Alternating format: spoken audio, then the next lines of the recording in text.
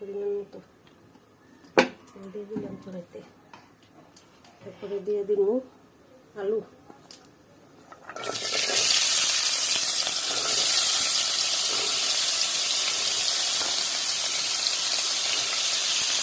আলু আর পেঁয়াজ একসাথে দিয়ে দেব।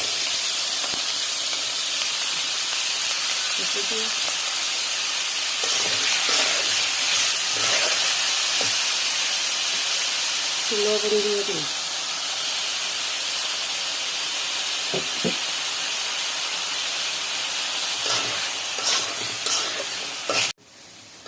আলুটা লাল করে ভাজা হয়ে গেছে। ওখানে দিয়ে দেবো কোয়েল পাখির ডিম। এই যে কোয়েল পাখির ডিম দিয়ে দিচ্ছি। কোয়েল পাখির ডিম দিয়ে ভালোভাবে আলুর সাথে আরও ভাজিয়ে নেব। কোয়েল পাখির ডিম আর আলু ভাজা হয়ে গেছে। ওখানে দিয়ে দেবো হলুদ, মরিচ, জিরার পাখি, আদা রসুনের পেস্ট করে রাখছি এগুলো।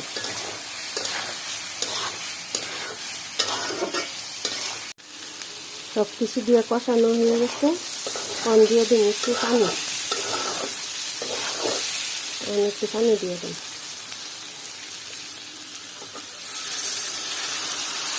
হালকা করে একটু পানি দিয়ে দিচ্ছি।